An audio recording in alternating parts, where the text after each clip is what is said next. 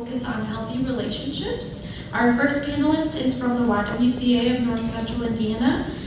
It's Brittany Miller. Brittany earned her bachelor's in social work from Western Michigan University and currently serves as a community outreach advocate at the YWCA, where she provides preventative education to youth to stop violence in St. Joseph and Elkhart counties.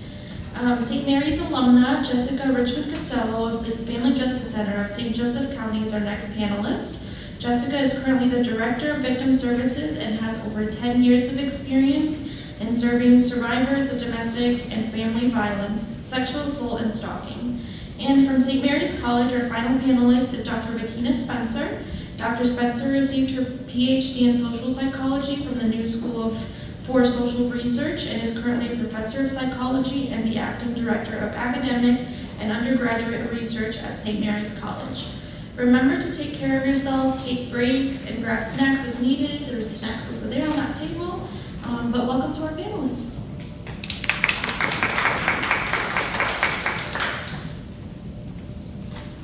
All right, everybody. Hello, how's everybody? Good, enjoying the weather? Okay. So I'm Brittany Miller, like they introduced. I'm from the YWCA. So we are the local domestic violence shelter, and we also have a substance use program and a dual program for people who are suffering from both domestic violence and substance use at the same time. That way they can be treated and get recovery from both of those things at the same time. But what I do as a community outreach advocate is I go all the way from elementary to college age, and I talk to youth to help prevent violence in our community. That can look a lot of different ways, but talking about bullying, healthy relationships, domestic violence, making sure that they know what healthy relationships look like at an early age, maybe even just talking about what does a good friendship look like with those elementary age students and adapting that material for all age groups. That way we can start early and make sure, hopefully, that people don't need our services in the future. They asked us to talk a little bit about our first thoughts about healthy relationships to kind of warm things up. So a lot of what I do when I am doing these presentations is kind of denormalizing a lot of the thoughts that people seem to have when it comes to relationships nowadays, especially with the onset of all this new technology. A lot of like the high school age, middle school age students specifically, they really feel that it's very normal for like their partner to be going through their phone, that they should be doing that, they should be allowing that, they should be sharing all of their social media passwords, and that's totally normal behavior. So it's kind of, at this point, it's not even prevented at this stage. When we're working with those age groups, it's trying to kind of backtrack and be like, no, this actually isn't okay, and it's actually not a good boundary to have. And if you can't trust that person, maybe you shouldn't be in a romantic relationship with that person. So that's a lot of what I do. So as mentioned, I am Jessica Richmond-Castello. I am the Director of Victim Services at the Family Justice Center. I started out as a protective order advocate in right after graduating from St. Mary's. And my focus is quite a bit of case management, working with our advocacy staff in managing cases. We also have a crisis line in the community, so we respond to both of the local hospitals for sexual assault rape kits or domestic violence strangulation assessments that are being done. And really just working to make sure that the different layers of the system understand the perspective of the survivor in all of the different ways that it might be necessary for them to be heard. I think very similarly, my initial thoughts very much echoed the idea that we are doing a lot of backtracking in this community and just helping people understand that it's not what's not appropriate. It's like we're redefining what a healthy relationship actually looks like, and we're up against all of these layers of technology, and often just the experience of the individuals that are coming through our doors. It's been so normalized within their families because domestic violence and often sexual violence is generational trauma. We have to really work diligently to kind of unpack all of that with our clients. There we go. As Alexa said, I'm social psychologist here at St. Mary's, and I specifically study stereotyping and prejudice. And one of my main areas is how stereotypes do affect how people experience and respond to interpersonal violence. And that can be on the macro level or the micro level. So think of on the macro level, someone might not call the police on an abusive partner if their partner might be killed by the police. Or they might stay in a destructive or harmful relationship if they are undocumented and their partner holds that over their head, for example. So one of the things I always do in my research is think about how healthy relationships occur in healthy communities, right? Like looking at the structures. What are our communities doing that can support healthy relationships? At the more micro or interpersonal level, stereotypes also play out as well in regards to healthy relationships. So when we're looking at heterosexual relationships in particular, a lot of gender stereotypes, right? About who your friends can and should be, about who you can and should talk to. There can be a lot of economic issues. Again, that's macro and micro. It can be used against people if you make less money. So that's what I do in my research. So yeah, I think my biggest initial thought is healthy relationships require healthy communities. And when we're looking at the reasons how and why people do or don't seek help, it does often connect to how will I be responded to? Will people believe me? Did they believe me in the past? How might the police respond to this person? How might they respond to me? So that's what a lot of my work does. So I'm glad to be situated between these two folks here because I think our work kind of goes together pretty well. So I don't know if Kristen's moderating, if I'm gonna turn it on over to you for some questions. So I'll help moderate the conversation, but we would like to open it up for you all to ask any questions. I'll repeat the questions to our panelists and we'll get started. Yeah?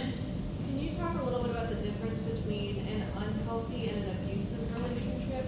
So can you talk a little bit about the difference between an unhealthy and an abusive relationship?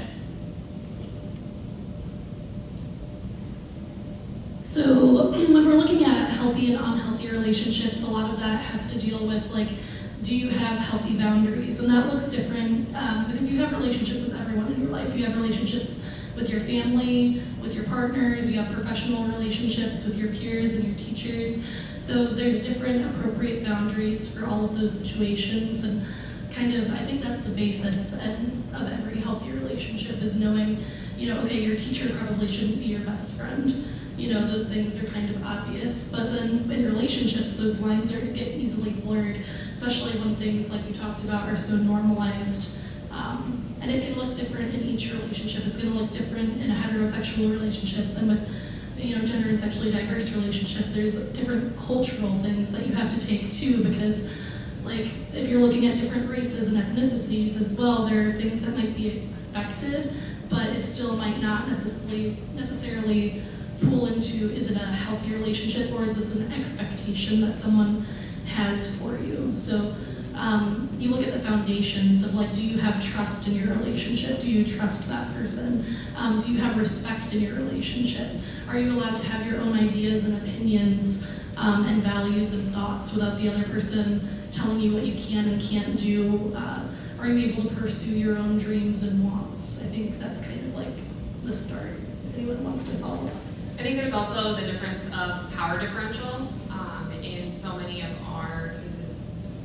When we're kind of walking back the timeline, we can see it start out as an unhealthy relationship, and when there's that lack of boundaries and respect, you see that power differential grow between the partners, one partner having a lot more power over the other individual in the relationship, and I think that often feeds into its trajectory into an abusive relationship, because everyone, I think as a society, we struggle a lot with how to successfully and productively argue or like have a disagreement, where the nations become very polarized, and it's like teaching kids and just in general, even adults, how to productively have have a disagreement and still have and remain respectful to each other's opinions, because you can disagree and have a constructive conversation.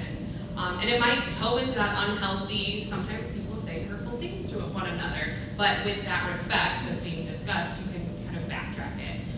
The other piece that I felt the need to mention is just understanding that the generations that are now currently, like myself, we as generations have parents who might not have ever modeled those layers of how to, or might have been abusive towards their spouse in front of us or to the children. And so there is some of those unhealthy dynamics that people can see within relationships and or marriages, and you can often have conversations and go backwards to getting those healthy boundaries in place.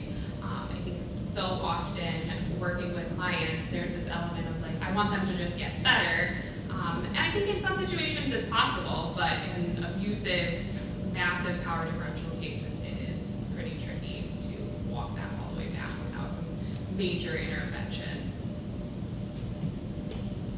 I'll just add to those two really good responses that, as a psychologist, I'm always trying to draw some of these boundaries and distinction when we talk about other things going on. So people can experience anxiety without having an anxiety disorder. People have traumatic stress without having PTSD. And we usually kind of draw sort of a boundary around, is this interfering with how you want to live your life? That's what we think, like in regards to all sorts of things in psychology. Is this something that's interfering with how you want to live your life? So when I think of an abusive relationship, it is interfering with how you want to live your life. Be it the choices you're making, the people you're spending time with, so many different aspects of your life. And so for me, that's always kind of a key signifier. If somebody's been isolated from friendships that used to be very meaningful to them, including family relationships, if they've been cut off from money, if they're being, we have these power differences that are interfering with how someone wants to live their life. To me, that's usually like kind of a key marker there. And like, okay, we've certainly crossed some lines. And I think it's unclear and confusing, like, because it can go slowly, right? Like it can go slowly, and you don't always know that you're not quite living your life how you want to, and that can get really confusing as well. So sometimes, especially if you have been isolated from family and friends, it can take a while to realize that you've been so constrained in an abusive relationship. So with how COVID kind of impacted relationships, have you seen a shift in your work of when you have maybe that power or that economic change where you saw couples or partners either having to be dependent on each other, or like, did you see something new come out of that situation when dealing with the work that you do? So I'm going to summarize that as best as I can. So the question was, how has COVID impacted relationships in regards to economic, and there's one other piece to that I did that. Or forced to stay in the relationship. I think we're actually in the process of doing some backtrack research around, because anecdotally, we saw a really intense increase in the return of many of our clients, either during COVID or post-COVID, if that's a thing yet. And the conversations of we had to reintegrate households because of the lack of the kids being able to go to school, or the loss of a job, or the inability to work because of kids being sent home due to COVID testing and all of the things. So we, as a Family Justice Center, did see a very large increase in the return of many clients that had formerly or previously been separated. Because I think that, or at least in my world, we talk a lot about it's one thing to leave, but it's a whole nother element to stay on. And so there has been quite an increase from our vantage point. I just wanted to say that financial abuse is something that's not really thought about or talked about a lot, even pre-COVID, financial stability could be a main factor for someone not leaving their abuser. When we're talking about behaviors like isolation, one of the things that someone might be doing is preventing you from working, and they might frame it as like, wouldn't it be nice if you just stayed with the kids, you know, that you could be home with the kids, but that in itself could actually be a form of isolation. That way you don't have an income, or if they want, you know, a joint bank account with you and you may or may not be comfortable with that, but they persuade you, and then they can see every transaction you're making, and they can put that into question of why are you making purchases at this place, or, you know, if you wanted to potentially get away from that person, you might not have the means to do so because either you don't have access to the money because you don't have a job or access to that bank account. So I think that's always been a big problem. But like you said, during COVID, we saw a huge influx of domestic violence cases because it drastically increased when people were forced, they were forced into isolation. Instead of just having that power and control cycle with their abuser, you were forced to quarantine with that person if that's who you were with. And a lot of times with our clients, our main focus is housing. So we want to make sure that when they are coming with us, they have, you know, X amount of time that we are able to house them due to our grant funding. So we are trying to get them applications to wherever that next step is, because we know that if we aren't able to secure that next step housing for them, whether it's transitional housing, you know, at an apartment or something like that, most of the time they're going to choose to go back to their abuser than be homeless. So I hope that helps. I'll just say, I mean, stressor, the added stressor that so many people went through during COVID, absolutely, yeah, the research is showing it definitely increased abuse in relationships or exacerbated it. I will say the other side of that is, if we're talking about healthy relationships, you know, one of the biggest predictors of the health of relationship and the long term and the outcome is support. Giving support to your partner, especially what we call like perceived or invisible support, which is support your partner might not even realize you're doing for them, sort of taking care of things, and not even like putting it on their radar. And they're reciprocating that as well in a healthy relationship. It's not just give. We're not caretaking here. We're not saving people, you know. But to give support to your partner and to receive it in healthy relationships, being under those intense stressors can sometimes increase the health of a relationship, just kind of ironically. Again, in a healthy relationship where you can give that support to one another through difficult times and it's reciprocated. So I have a question, Dr. Spencer. You mentioned healthy communities. What do you mean by that? By do you mean like a smaller community that surrounds a person in his or her everyday life, family and friends? Or is it macro and it's our city? And the question goes to all of you. So the question is, what do healthy communities look like, either micro or macro? I love thinking about healthy communities. I'm sure you all do too. So I was thinking macro, but it's micro as well. It's your network of friends, your support system. So those healthy communities around you. And again, that's another reason why isolation can be so damaging if you're removed. At the more macro level, I'm thinking paid family leave, right? Paid family leave. Access to insurance, access to safe housing, so many things that I think you both could speak more on than I can. Giving people support without the stereotype of you don't deserve the support because of X, or maybe you're at fault because of X. So my idea healthy communities are, we're reducing those stereotypes and prejudice as well, so people can access support. But at the micro level, there is a lot as well. Again, that's why isolation is so damaging. But yeah, macro level, I mean, it's a nice thing to work towards, right? If we had a year paid family leave, if everybody had access to good insurance that they could get physical and mental care, All of those things make healthier relationships.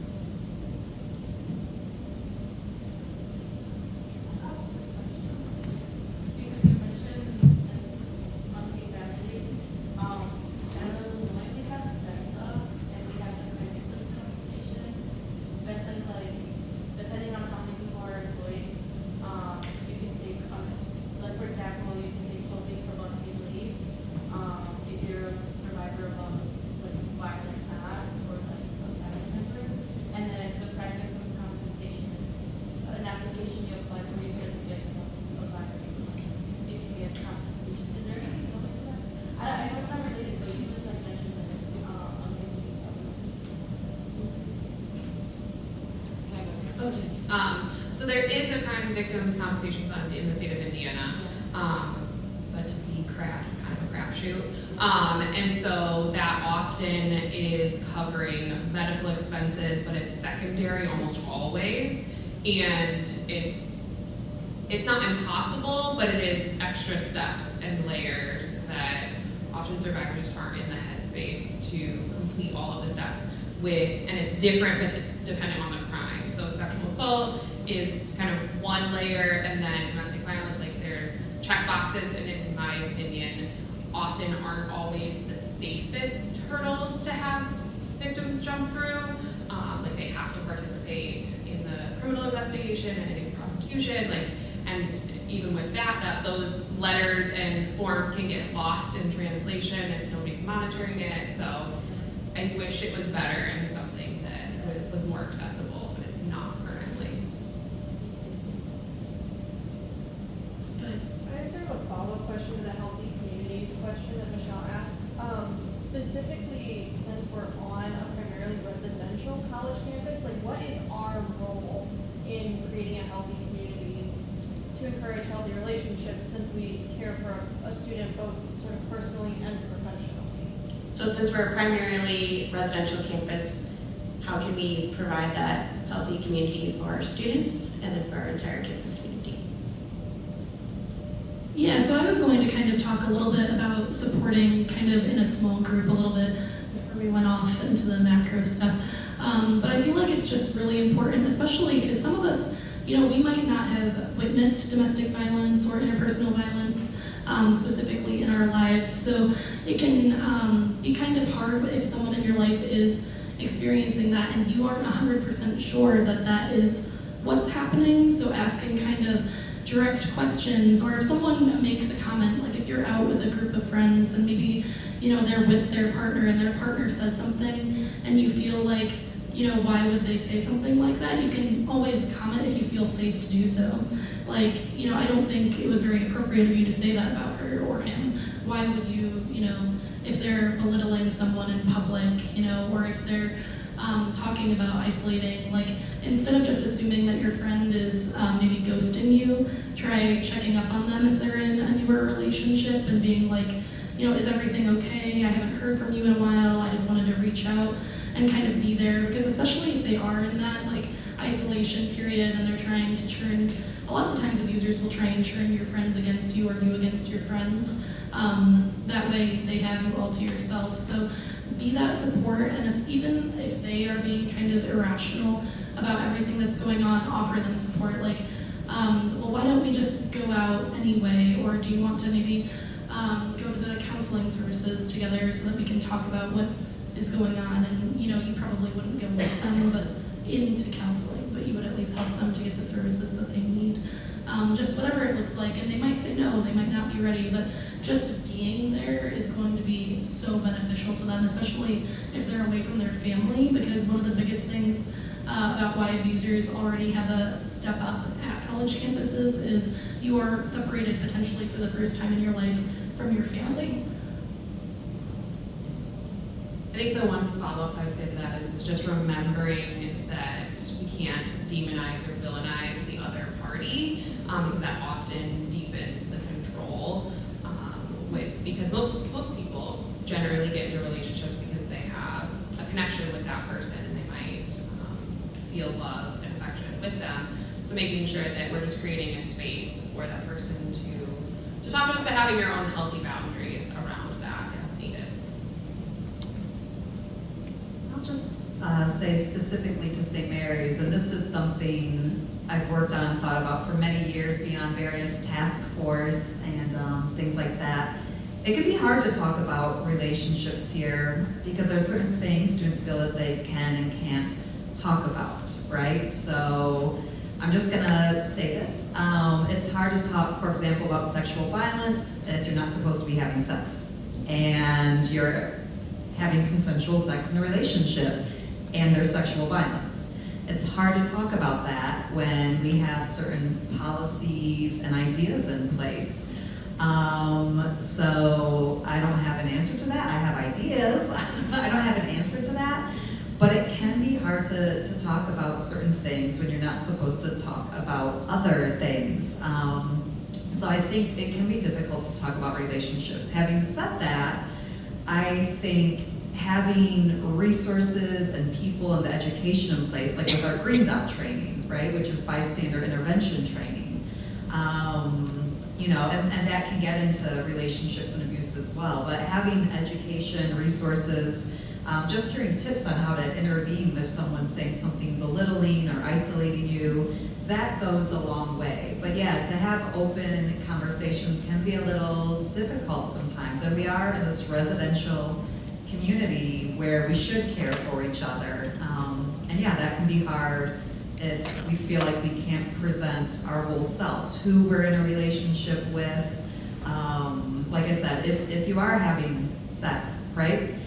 That can be a difficult thing to talk about at a Catholic college, and that leaves out a big part of the conversation. Go ahead. I have a question for Brittany on how your program works for younger populations, especially like barriers and how you overcome those barriers with maybe like parental consent, how you engage that conversation. So a question on your programming specifically for younger generations. Yeah, that's a really great question. I didn't want to spend like the whole hour just talking about the YWCA, but you do have to be 18 or older to get services at the YWCA. So anyone younger than that, we would generally refer to YSB, the Youth Service Bureau.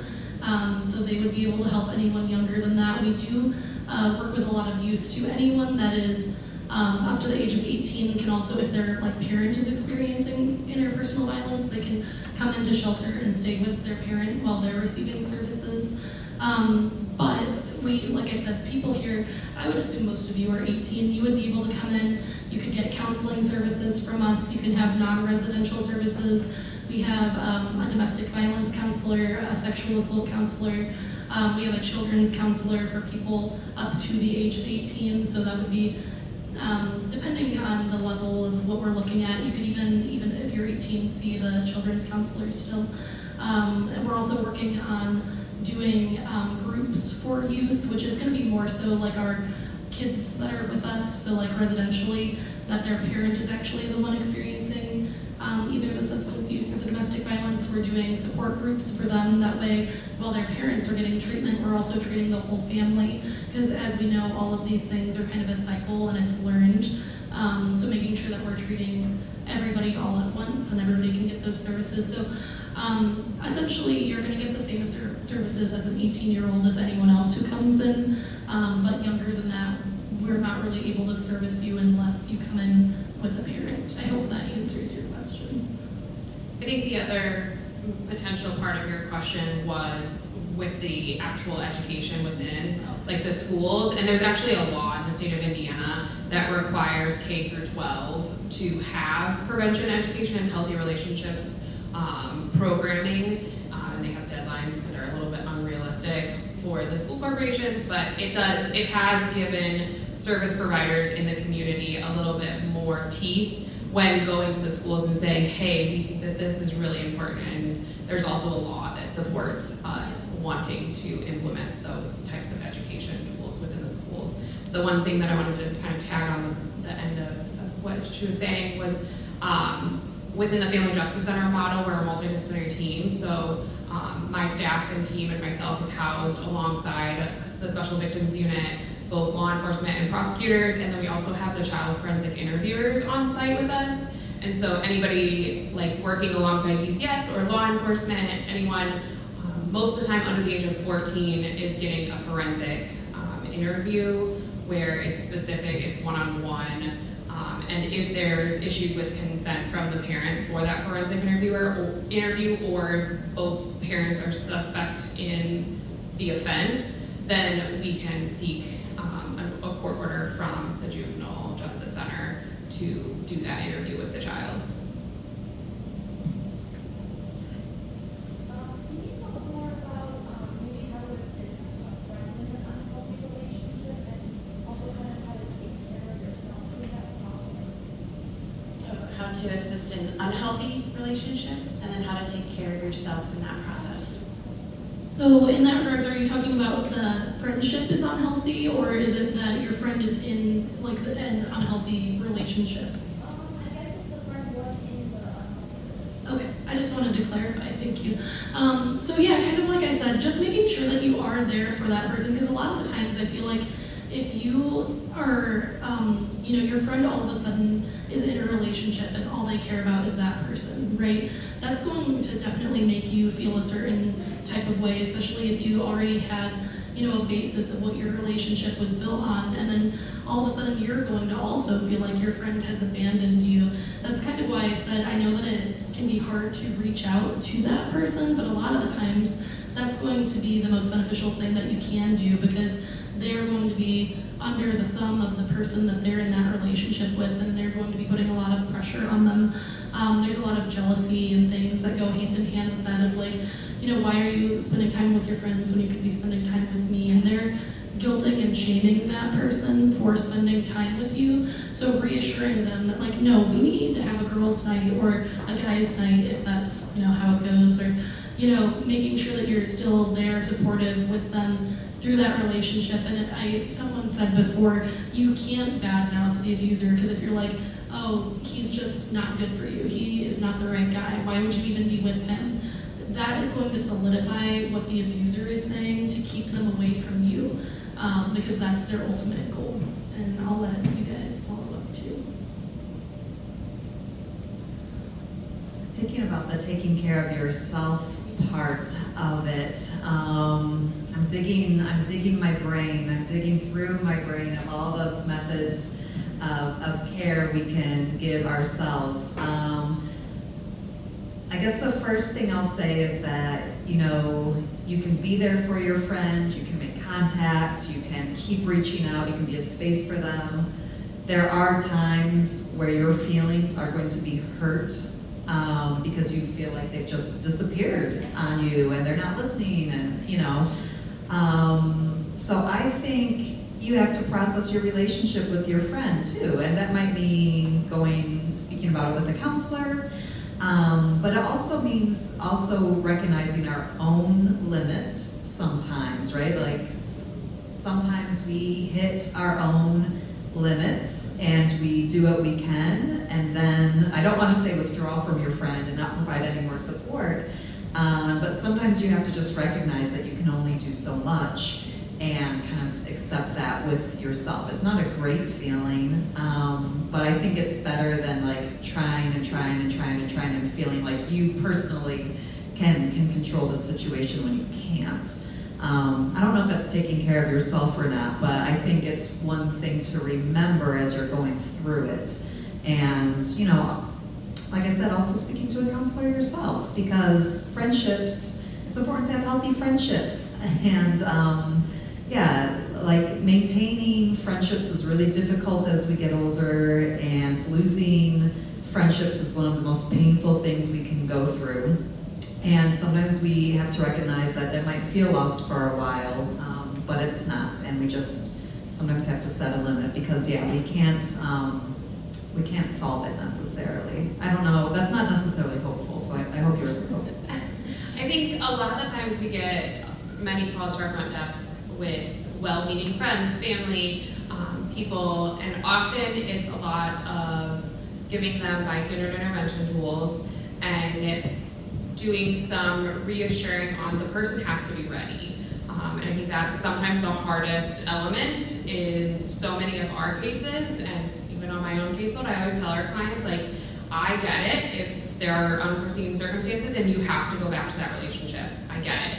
your goal and my goal for you is that you get back to us in one way, shape, or form.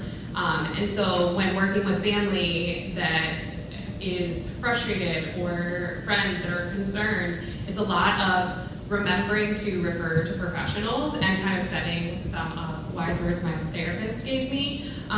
What is like setting worry time, but like sometimes that you can do that with your friend of like, hey, I really want to spend this time with you because we haven't seen each other in a while, and saying, okay, the first 45 minutes, an hour, I want to just listen to you and what's been going on so that we can get caught up, but then I want to like genuinely spend some time with you as a friend, because that can also damage the relationship if it feels, it can damage your side of the relationship if you feel like you're just a constant vent source, and really helping that, because that also can remind the friend and the person experiencing the violence or power and control that it is possible to be that normal person, not normal, but that's a construct.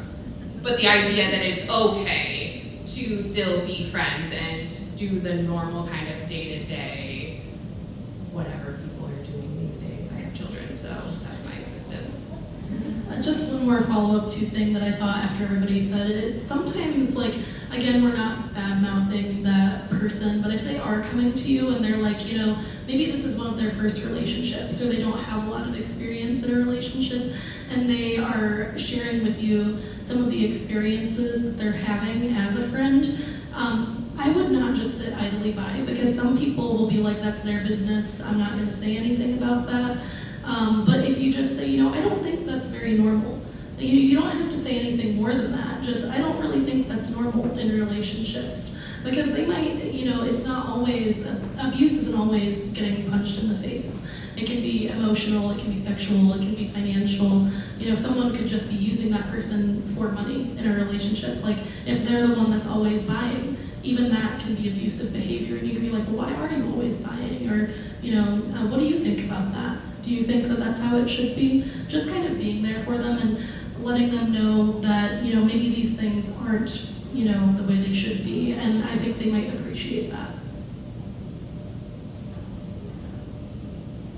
Can you share some, Sorry, I just have a question about creating boundaries. Like, I feel like that's a really, really hard thing, especially with speaking as a woman. Like, it's really hard for me to create boundaries. Do you guys have any tips on just boundary 101?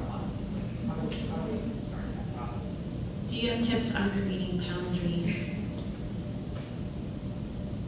My number one tip, and again, this is very gendered as well, I had troubles with boundaries myself, but I could do anything for anybody else.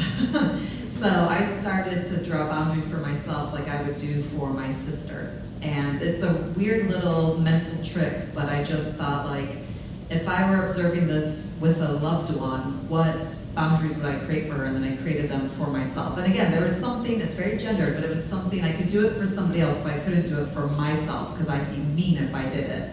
If I knew my sister wouldn't be mean if she did it, I knew that'd be healthy. So I just started like pretending like I was doing it for somebody else. And I remembered that, like, the boundary doesn't tell that person their behavior. The boundary's for me and what I need. They can do what they want, but it's not going to cross this boundary if it's not going to benefit me. But for a long time, I couldn't say for me, for my sister. Because many women can do many things for other people. And I think in some of the context of relationships is, I know for myself and my advocacy team, it's a lot of making sure we are meeting each other kind of halfway. And sometimes that can look like if you're talking to a friend and they're in an unhealthy relationship, not feeling like you have to be the one to fix it, and that can really help you establish some boundaries. So helping, like we talked to a lot of our clients about creating a stalking log and figuring out, okay, let's have you start a stalking log or an incident log, and what are potential safe ways that you can document that. It doesn't mean you text your friend every time an incident happens, but having a completely separate email that you document things and you send emails to yourself, or things that don't necessarily put you as a friend in the middle of receiving that information. because it's also really empowering to survivors to be kind of in control. Do I think that the system does a really terrible job of making survivors make their own cases? Absolutely. But I think that empowerment can be really key in many of our cases. And then just, I'm not sure if you mean boundaries necessarily with friends, but also in relationships. I think any boundary that you'd make with a friend or a family member should be totally fine to make in a relationship. And if that person truly, loves and cares about you, they're going to be okay if you need an hour every day by yourself to just do whatever it is that you need to do to decompress. Because they don't have, those behaviors of like, I have to be with you every second of every day so that I can control every decision that you make in your life, So they're going to allow you to have communication to say, this is what I want and this is what I need, and they're gonna say, okay, how can I help you? So. Sorry, last nugget that just popped in my head as you were saying that is also instilling boundaries in our children and teaching them how to communicate it. Like, my children know that if one of their siblings says stop or no, that Mama Bear is going to come out because that is their boundary. Their body is respected, and whatever's going on, take a deep breath and cool it, and then we'll talk through it, or whatever that looks like. So really working to make sure that we are modeling that for our children, but also allowing them. Same thing applies for their father and I. Like, if they tell us stop or no, it's stop or no, and that's their boundary. Can you share some signs of a healthy relationship? Whether it's romantic or friendship. I would just say communication is key in any relationship. Like, and I would say most relationships start out as friendships. So making sure that you're really getting to know that person. What are their thoughts, their values? What do they really care about? What do they like? What do they dislike? And then if you do have a disagreement, because it is okay to have a disagreement in a relationship, just that you're doing that calmly. And if you are starting to feel heated, having the respect to say, this is starting to really get to me, and this conversation is important to me, but I need to step away, but we're gonna circle back, and we're gonna talk about this, and we're gonna figure out a solution that works. This might, on the top of it, sound like a sort of odd one, but it's something that we see in the research a lot, is integrated networks.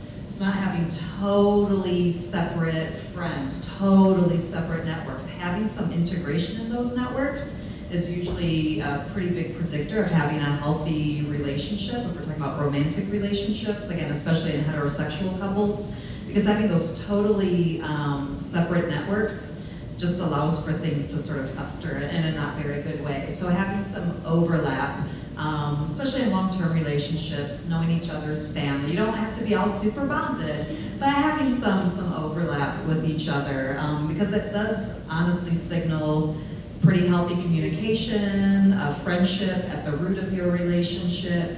It signals a lot of other sort of positive things, that you don't lead these separate lives. And again, in heterosexual relationships, and this connects to stereotyping, sometimes we see that men put a lot into their women partners, their emotional needs, their physical needs, like a lot of needs. So just having networks in general, but again, some of that integration. So you're not totally separate, or one person's not entirely relying on one person for all of their needs to be met.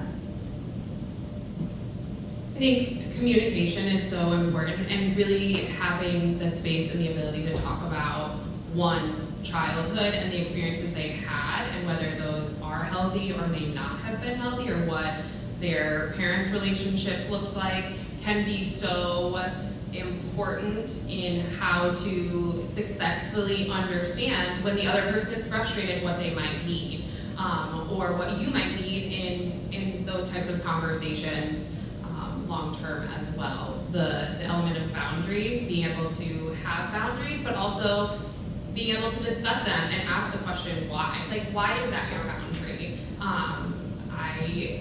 We teach our children that you are totally allowed to ask us why. Like, if we dish out a punishment, sometimes just asking me why, I'm like, oh, that was harsh, Mom was mad over whatever it was. Like, we have 3, and so our littlest, sometimes it feels like she's just the target. And so having those conversations of why are you feeling that way or whatever, and then respecting the person to say, I'm not quite ready for that layer of conversation, but here's when I will be. And it seems very easy easy, but it's okay for it to not feel easy, especially for those that have been in either relationships with family or previous relationships. I think my biggest thing that I hear as an advocate in the community is I'm bored. Like, I'm really bored. Like, I'm in a healthy relationship now, and it just feels so boring. And I think that that can be hard because people that have normalized chaos in their home lives, whether it be with parents, family, or other maybe unhealthy relationship, a calm, healthy relationship seems boring. And that's a lot to work through. And it's not to say that your relationship is overall boring, but it's that idea that this is calm. And that can be hard for trauma survivors in unhealthy relationships because then they kind of seek out and may potentially instigate things because they have unhealed layers of their previous experience. I have a final thought about that too, is learning love languages, whether that is a friendship or a romantic relationship or even a familial relationship. If you know nothing about love languages, I suggest that you go online, find a free test and take it. You can talk about it with your partner, with your family, with your friends, and that is going to teach you how you give and how you receive love. So some people need words of affirmation, some people need personal touch, some people are gift givers. And it's not always the same how you give and how you receive, but you're going to get frustrated if you're not getting your love language, if it's not spoken to you. So if it's really important to you, and when we say like gift giving, that doesn't mean like huge expensive like monetary things, but maybe it's just, oh, they picked me up a Coke from the gas station on their way home, and that's very meaningful to me. Or words of affirmation, you know, like they told me that they loved me every single day. Or, you know, it's different for everyone, but knowing how you give and receive love in a relationship is really going to help you to get closer and to make sure that you're filling each other's cups.